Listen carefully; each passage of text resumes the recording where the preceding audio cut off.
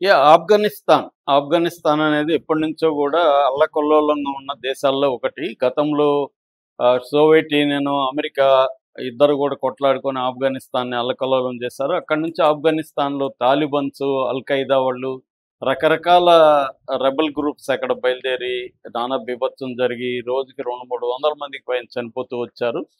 అలాంటిది 2021లో అమెరికా అక్కడి నుంచి వెళ్ళిపోయింది. తన మొత్తం ఖాళీ చేసి వెళ్ళిపోయింది. దాని తర్వాత తాలిబాన్ ప్రభుత్వం వచ్చింది. అక్కడి నుంచి తాలిబాన్ ప్రభుత్వం అక్కడ పరిపాలిస్తుంది. తాలిబాన్ ప్రభుత్వం వచ్చినాక ఇండియాకి, ఆఫ్ఘనిస్తాన్‌కి మధ్య సంబంధాలు కొంతవరకు మెరుగుపడినాయి. ఎందుకంటే మనకి ఆఫ్ఘనిస్తాన్‌తో అవసరాలు కూడా ఉన్నాయి. పక్కన పాకిస్తాను, ఇటు బంగ్లాదేశు, ఆహ్, ఇటు మయన్మారు ఇలాంటి దేశాలతో మనకి సత్సంబంధాలు కరెక్ట్‌గా లేవు. అందుకని మనకేందంటే నైబర్ ఫస్ట్ పాలసీ అనేది ఇండియా పెట్టుకునింది. ఫస్ట్ మన నైబర్స్‌తో మనం మంచిగా ఉండాలనేది మన పాలసీ. ఆ పాలసీలో భాగంగా మనం ఆఫ్ఘనిస్తాన్‌తో గూడా స్నేహ సంబంధాలు పెట్టుకున్నాం. మొన్న ఆఫ్ఘనిస్తాన్ బగారాం ఎయిర్ బేస్ అని ఉంటది. బగారాం ఎయిర్ బేస్‌లో ఒకప్పుడు అమెరికా వాళ్ళు ఉండేవాళ్ళు. వాళ్ళు వెళ్ళిపోయినాక ఇప్పుడు మళ్ళీ నాకు బగారం బేస్ ఇవ్వండి అని ట్రంప్ డిమాండ్ చేస్తున్నాడు. ఇకపోతే మీ మీద యుద్ధం చేస్తానని కూడా బెదిరిస్తున్నాడు. ఆ విషయంలో కూడా మనం అమెరికాకు వ్యతిరేకంగా ఆఫ్ఘనిస్తాన్‌కి మద్దతు ఇచ్చాం. పాకిస్తాన్, చైనా కూడా మద్దతు ఇచ్చాయి. సో ఈ నేపథ్యంలో ఇప్పుడు ఫారిన్ మినిస్టర్ అక్కడున్న ఆఫ్ఘనిస్తాన్ ఫారిన్ మినిస్టర్ అమీర్ ఖాన్ ముత్తకి అని ఆయన ఢిల్లీకి వచ్చాడు. ఢిల్లీకి వచ్చి ఆయన ఒక వారం రోజులు టూర్ ఉంది. రకరకాల మన అధికారులతో సమావేశం అవుతున్నారు. అట్లాగే మన ఫారిన్ మినిస్టర్ జయశంకర్‌తో కూడా ఆయన సమావేశం అయ్యాడు. ప్రధానంగా ఏందంటే ఒకటి డిప్లొమాటిక్ రిలేషన్‌షిప్స్‌ని డెవలప్ చేయడం. మనకిప్పటివరకు ఏందంటే అక్కడ కాబూల్‌లో టెక్నికల్ మిషన్ అనేది మాత్రమే ఉంది. మనకి ఇంకా అక్కడ ఎంబసీ క్లియర్‌గా లేదు. సో దాన్ని పెట్టడం. అక్కడి నుంచి వాళ్ళు అంబాసిడర్ మనకు లేడు. అక్కడున్న ఆఫ్ఘనీ అంబాసిడర్ ఇక్కడ లేరు. డిప్లొమాట్స్‌ని మాత్రం ఫస్ట్ రమ్మని చెప్తున్నారు మనోళ్ళు. కొంత హామీ ఇచ్చారు. దాని తర్వాత అంబాసిడర్ అనేది నెక్స్ట్ కన్సిడర్ చేస్తామన్నారు. సో ఇది డిప్లొమాటిక్ రిలేషన్‌షిప్స్ సంబంధించి. ఇక రెండవదొచ్చి ట్రేడ్‌కి సంబంధించి. మనవి వచ్చి మనం సపోర్ట్ చేస్తూ ఒక 6 ప్రాజెక్టులు ఆఫ్ఘనిస్తాన్‌లో మొదలవబోతున్నాయి. వాటికి సంబంధించిన నిర్ణయాలు తీసుకోవడం కూడా ఇందులో భాగం. అట్లాగే ట్రేడ్ రూట్స్ మనకేందంటే వాఘా బార్డర్ అనేది క్లోజ్ అయిపోయింది. పాకిస్తాన్, ఇండియా వార్ అప్పుడు. వాఘా బార్డర్‌ని ఓపెన్ చేయమని ఇటు పాకిస్తాన్ అడుగుతుంది, ఆఫ్ఘనిస్తాన్, ఇండియాను కూడా అడుగుతుంది. ఎందుకంటే వాఘా బార్డర్ అయితే ఇండియాకి, ఆఫ్ఘనిస్తాన్‌కి ఆ రూట్ దగ్గరనమాట. ఆ రూట్‌లో ట్రేడ్ అనేది ఈజీగా ఉంటది. కాబట్టి అది అడుగుతుంది. అలాగే మనకి చౌబహార్ పోర్ట్ అంటారు. ఇరాన్‌లో చౌబహార్ పోర్ట్‌ని మనమే నిర్మించి మెయింటెనెన్స్ చేయడానికి ఇరాన్ ఒప్పుకుంది. మనం చేస్తున్నాం.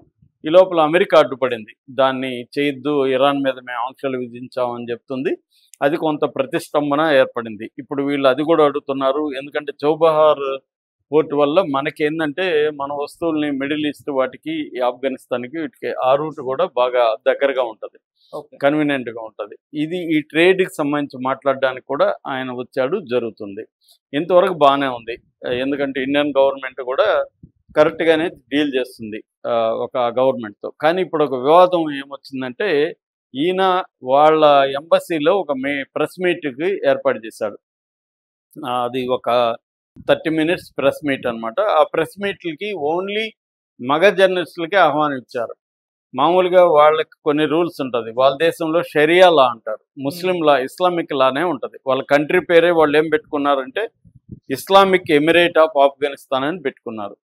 సో అది వాళ్ళ రూల్స్. ఓకే. కానీ మన దేశంలో వచ్చి మన దేశ గడ్డ మీద ప్రెస్ మీట్ పెట్టేటప్పుడు ఇక్కడ రూల్స్ పాటించాలా? లేకపోతే ప్రెస్ మీట్ పెట్టకూడదు. ప్రెస్ నోట్ ఇచ్చి వెళ్ళిపోవాలి. కానీ వాళ్ళేం చేశారు, వాళ్ళ ఎంబసీలో ఓన్లీ మగవాళ్ళకే ఇచ్చారు. అప్పటికి కూడా మేము మా ఇష్టం వచ్చినట్టు బట్టలేసుకొని రాము. మీ కోడ్ ప్రకారమే మేము బట్టలేసుకొని వస్తామని కూడా మన మహిళా జర్నలిస్టులు చెప్పారు. అయినా కూడా వీళ్ళని అలో చేయకుండా ఓన్లీ మగ జర్నలిస్టులతో ఆయన మీటింగ్ పెట్టి, ప్రెస్ మీట్ పెట్టి మాట్లాడేసి వెళ్ళిపోయాడు. ఆయన్ని కూడా అడిగారు, మీ దేశంలో విమెన్ పరిస్థితి ఏంటి అది ఇది అంటే, అవన్నీ పుకార్లు, మా దేశంలో బ్రహ్మాండంగా ఉందని చెప్పారు. వాళ్ళ దేశంలో ఉమెన్ పరిస్థితి ఎలా ఉందో నేను చెప్తాను కాసేపు తర్వాత. సో ఇప్పుడేమైందంటే ఉమెన్ జర్నలిస్టులు, పొలిటికల్ పార్టీలు, మొత్తం పౌర సమాజం తీవ్రంగా దీన్ని నిరసిస్తుంది.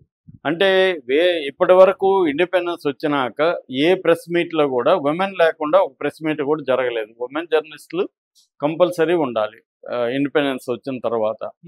ఎందుకంటే జర్నలిజంలో ఉమెన్ పాత్ర అనేది ఈ మధ్యకాలంలో బాగా పెరిగింది కూడా, వాళ్ళు బ్రహ్మాండంగా కూడా షైన్ అవుతున్నారు ఉమెన్ కూడా.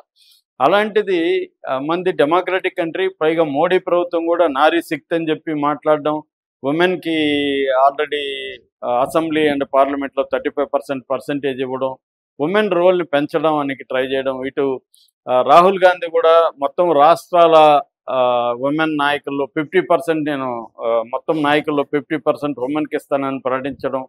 ఇలాగా ప్రతి పొలిటికల్ పార్టీ కూడా ఉమెన్ని ప్రోత్సహిస్తున్నారు.